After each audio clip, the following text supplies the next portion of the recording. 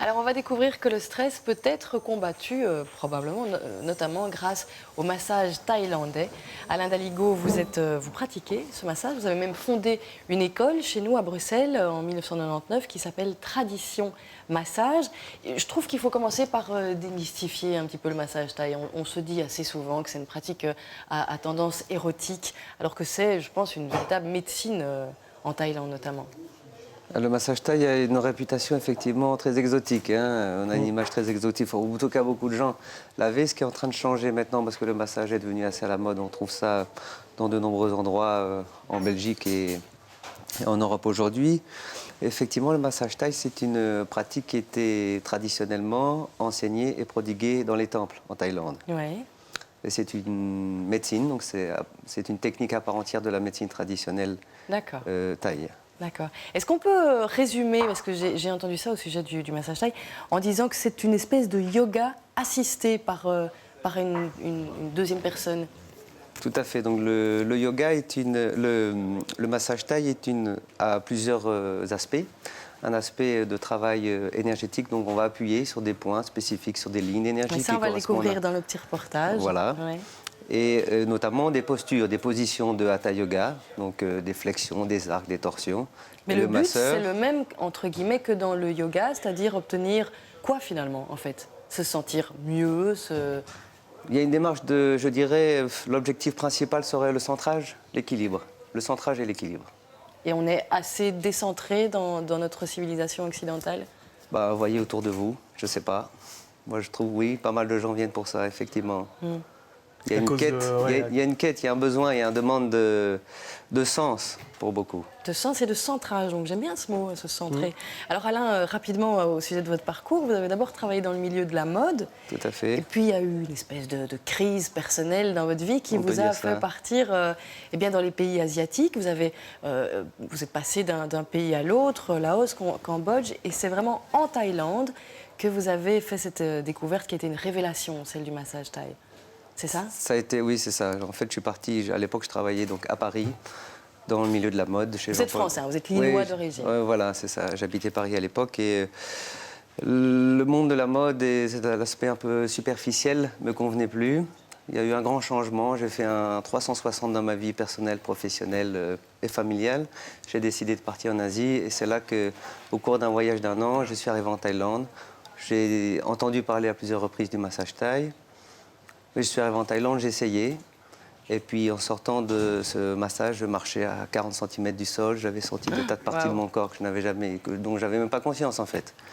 Et c'est ça qui m'a donné envie d'apprendre. Donc ça vous a bouleversé. Vous êtes alors passé, entre guillemets, de maître en maître pour affiner votre formation, d'où cette école aujourd'hui à Bruxelles, Tradition Massage.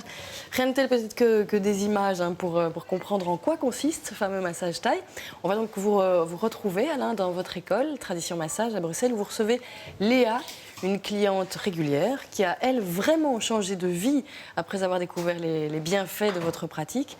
Regardez ce reportage de Céline Liégeois où l'on découvre à quel point le corps tout entier est mis en œuvre dans le massage thaï.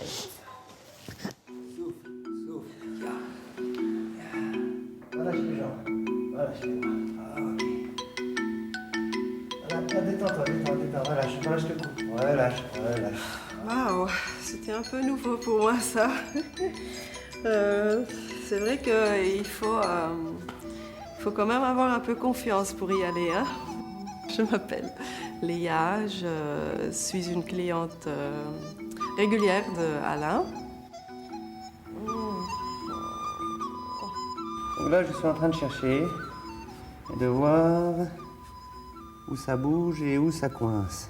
Et là, on sent une certaine raideur. Donc, je vais utiliser un autre outil pour faire ça parce que mon pied n'est pas assez précis. Donc, je vais la coucher sur le ventre et utiliser mon avant-bras.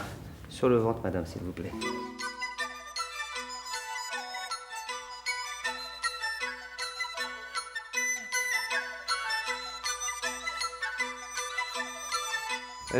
Les personnes viennent pour des problèmes de santé, douleur de dos, douleur d'abdomen, douleur de hanche, douleur de genoux. Certains pour des problèmes d'insomnie. Alors, ce qui est fabuleux avec ce massage thaï, c'est les mobilisations et les étirements qu'on retrouve quasiment pas dans les autres approches, dans les autres techniques corporelles. Et ça, c'est particulièrement efficace pour répondre aux problèmes contemporains de tension au niveau de la nuque, des épaules, tension au niveau du dos. C'est vrai qu'on peut aller aussi chez un kiné ou un ostéopathe, mais ces gens-là travaillent très localement et ce sont des sessions qui sont, à mon ressenti, parce que je les ai fait toutes, ça ne me donnait pas un sentiment complet. Bon, la raison pour laquelle vous allez venir vous faire masser, elle fait partie d'un ensemble. On ne va pas masser le dos parce que vous avez mal au dos, ou masser la tête parce que vous avez des névralgies. Peut-être que les problèmes de tête sont liés parce qu'il y a des grandes tensions au niveau du dos. Donc la circulation ne se fait pas bien.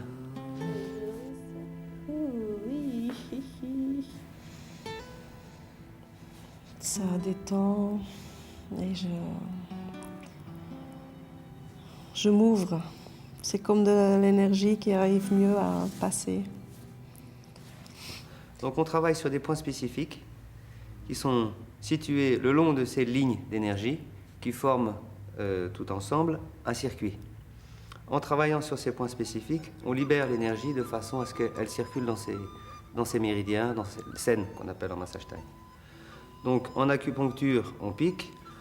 En médecine chinoise, ils utilisent des moxa, c'est quelque chose qui chauffe. On travaille sur les points pour chauffer et faire stimuler la circulation de l'énergie. Et en massage thaï, on les presse. J'avais un boulot très stressant et j'avais tout le temps le sentiment d'être... disons que j'utilisais seulement cette partie de mon corps. Grâce à la découverte des massages, je me suis redécouverte moi-même. J'ai redécouvert mon corps et j'ai appris à mieux m'écouter moi-même. Et voilà, c'est ce qu'on disait. Léa était décentrée et vous l'avez aidée à se recentrer. C'est ça l'idée. C'est ça l'idée. On peut dire que oui, c'est ça l'idée. Est-ce que ça demande une implication personnelle ou bien on se laisse juste faire? Est-ce que c'est vous qui gérez tout ou bien est-ce qu'il faut, je ne sais pas moi, se concentrer sur certains points quand on est entre vos mains? Disons, tout l'intérêt de cette magie du massage thaï, c'est justement que c'est comme une danse. C'est quelque chose qu'on partage, le praticien et le receveur. C'est-à-dire que lorsqu'on va faire des mobilisations, on travaille sur des zones spécifiques qui sont tendues, qui réagissent de façon parfois assez profonde et qui créent des sensations soit d'oppression, soit de douleur, soit diverses manifestations.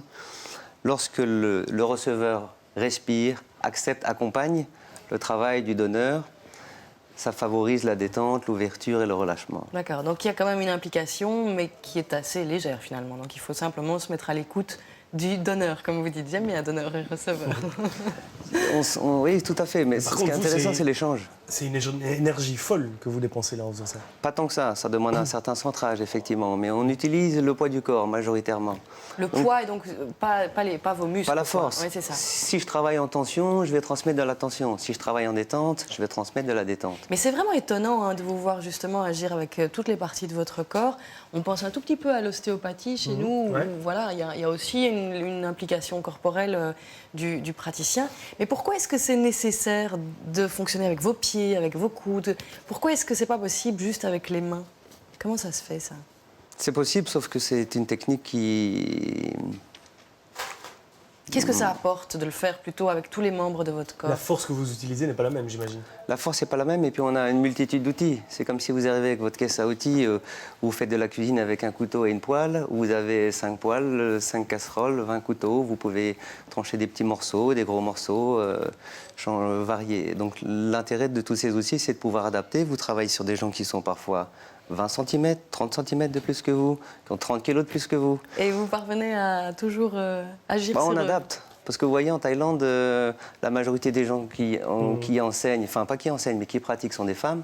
Et les femmes, le modèle thaïlandais est plutôt menu. Oui, voilà. tout à fait. Donc travailler sur des bons occidentaux, comme on peut le voir autour de nous, il faut pouvoir adapter. Appliquer 30 ou 40 kilos de pression sur un pouce ou une main, c'est difficile. Ouais. Par contre, sur un pied ou sur un genou, c'est ce fameux massage, vous savez, où les gens marchent sur le dos. Ouais. Est-ce qu'il faut, pour venir vous voir, vous ou un autre praticien du massage thaï, est-ce qu'il faut renoncer à une certaine pudeur? Parce qu'il y a quand même des mouvements qui sont très proches, quoi. Est-ce qu'il faut, je sais pas moi, se mettre en condition psychologique? Conditions psychologiques, je ne sais pas, mais les gens qui viennent pour recevoir un massage, en général, ont une démarche. Soit c'est parce qu'ils sont en souffrance, soit c'est parce qu'ils veulent se sentir plus dynamisés. Mais donc, tout le monde ils n'est viennent peut-être pas avec une toujours certaine prêt, ouverture. alors. Ouais. Non, tout le monde n'est pas... Quoique, vous savez, les gens qui ne sont pas prêts, ils ne viennent pas me voir. Ouais, ils font autre chose, ils vont au cinéma, ils vont au restaurant. Les gens ne viennent pas pas par curiosité, ils connaissent déjà la discipline Parfois. avant d'arriver. Non, si, peut certains arriver viennent par curiosité, oui, Ouais. tout à fait. Mais disons que c'est un massage qui se fait habiller aussi. Oui, contrairement par exemple Contrairement à beaucoup au d'autres massage massages ici, tantrique, voilà, massage ou tantrique. hawaïen, je pense. Au Lomi Lomi, par exemple, les massages ayurvédiques ce sont massages à l'huile, massage sportif. Bon, la majorité des massages occidentaux sont massages qui se font habiller. Donc ça maintient quand même une espèce de barrière pudique.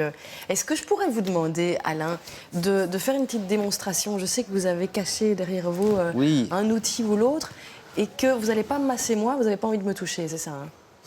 Ah, moi, je veux bien vous masser si vous voulez. Non, mais Je vais vous allonger sur le tapis, il va falloir enlever vos bijoux. Mais Vous allez bon, nous montrer autre chose, une technique d'automassage, c'est une ça? technique d'automassage. Alors, bon, c'est pas spécifiquement thaïlandais, mais c'est quelque chose qui Ouais, est on issu utilise ça un peu partout, du yoga effectivement. et on trouve ça un peu partout. Bon, ce qui est intéressant, c'est que, voilà, ça c'est la formule martiale. Donc, c'est un rouleau en bois, tout simplement. On va venir se positionner, s'allonger sur le dos et placer la colonne vertébrale au centre et les cordes musculaires le long de la colonne vertébrale sur les appuis ici. Bon, ça, c'est assez costaud, Ça, il c'est faut avoir un petit compliqué, peu il faut le d'entraînement. trouver. Alors, chez vous, par contre, vous avez peut-être 2 balles de tennis qui vont vous permettre de jouer à ce jeu-ci. Expliquez-nous. Voilà, donc Même vous- principe. Le principe, on retrouve la même chose en massage thaï, c'est que vous êtes couché sur le dos, on va placer les doigts en dessous au niveau du dos, ou alors sur le ventre, comme on l'a vu tout à l'heure dans le reportage, où je vais venir appuyer soit avec les genoux, les coudes, les mains, les pouces, etc. Sauf qu'on n'a pas toujours un masseur thaï sous le coude, donc comment se faire quand on est tout seul et qu'on a des tensions dans le dos? Vous prenez 2 balles de tennis, vous les placez tout simplement ici le long de la colonne vertébrale, Ouais. et puis vous montez, vous montez, vous montez. Alors En ça étant se fait couché, comment? donc. Bah oui, donc je me couche tout simplement. Je m'allonge. Vous voulez un coup de main ou pas? Je vais me mettre comme ça. Voilà. Je positionne les 2 balles très serrées l'une contre l'autre, là où il y a les cordes musculaires, et Donc, doucement je vraiment de laisse part et d'autre de la colonne. Hein. le bassin, voilà, pas sur les côtes, ni sur le... Est-ce que vous pouvez ni sur lever la- votre coude gauche, comme ça on peut le voir? Vous Oui, avez positionné, voilà, c'est ça. Voilà, je positionne les balles. Et ensuite, je laisse le poids du corps agir, j'amène ma respiration à l'arrière, comme si je voulais que mon corps soit complètement plat, agisse, agisse. Si ça va bien, j'allonge les jambes, sinon je garde les jambes fléchies, et puis progressivement, je déplace. Donc je Vous soulève les le haut faites du corps. remonter le long de la Et colonne. je remonte le long de la colonne vertébrale avec un peu d'habitude. Après, je peux faire rouler les balles comme ceci, placer entre les omoplates, éventuellement prendre un point d'appui, étirer la colonne vertébrale, mobiliser. Alors parfois même ça craque quand on a un peu l'habitude et qu'on arrive à se relâcher. Et puis je repose et puis je m'allonge, voilà. Et alors ça procure quoi comme bienfait? Comme effet, eh ben, ça a pour effet de très rapidement relâcher les tensions qu'on a le long de la colonne vertébrale. Et on peut jouer avec au niveau des hanches, on peut jouer entre les omoplates ou directement sur les omoplates ou à Il la n'y a pas base du moyen de se crâne. faire mal en faisant ça chez soi avec 2 balles de tennis, par exemple? Il y a toujours moyen de se faire mal. Hum. Bon, il faut faire ça avec un petit peu d'attention, mais Vous Disons- n'avez jamais cassé personne? non, pas encore. Non. Non, mais on se dit parfois qu'il y a certains mouvements qui sont périlleux ou qui sont... Ouais, vous disiez que vous sentiez craquer parfois quand vous l'utilisez. Vous utilisez ça aussi dans votre technique de massage thaïlandais? Il y a Faire craquer. ouais. Vous croquez de temps en temps? Donc, on croque, disons que on mobilise. Ouais. Quand ça craque ou C'est quand que ça ça devait croque, craquer. c'est que ça devait craquer. D'accord. En massage thaï spécifiquement, ils vont prendre des points d'appui et faire des mobilisations vertébrales au niveau cervical, au niveau du dos, au niveau du bassin.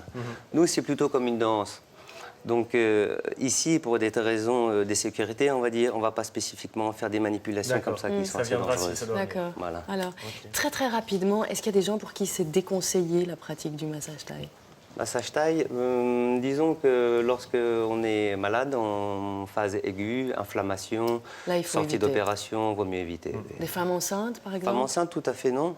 On fait des massages peut. spécifiques, oui. Ah oui, d'accord. On va la coucher sur le côté, on va appliquer un massage qui sera adapté en fonction de ses besoins, évidemment. Très bien. Un immense merci. On doit déjà se quitter, mais je propose qu'on vous donne toutes les informations pratiques pour savoir où trouver un praticien dans votre coin sur notre site web. Rapidement à votre sujet, vous faites des formations, vous enseignez le massage thaï et puis vous massez aussi des clients privés.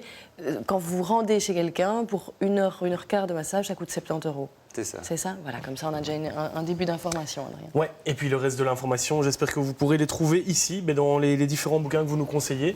Alors on a le Thai Massage, c'est un bouquin en anglais celui-ci, donc il faut s'y connaître un petit peu. On a le massage yoga thaïlandais, comme vous le disiez justement, mais c'est vrai que c'est un petit peu en même temps du yoga aussi. Je ne sais pas à quelle caméra je peux les montrer pour que ce soit plus joli. Voilà, on le voit ici. Ça, c'est très joli. C'est très joli. Ouais. Et alors on a le massage thérapeutique thaïlandais, ben voilà, les bases aussi, avec des illustrations pour vous donner un peu l'idée de comment ça fonctionne. Et puis un site internet, traditionmassage.com, c'est le site de Monsieur Daligo. Et vous pouvez trouver sur ce site pas mal de liens et pas mal de coordonnées pour trouver des praticiens près de chez vous. Et sur notre site internet sanschichi.be, on vous mettra aussi d'autres références internet pour que vous en sachiez plus. Voilà, Merci Adrien et merci beaucoup Alain parce que c'est vraiment très impressionnant. Ouais.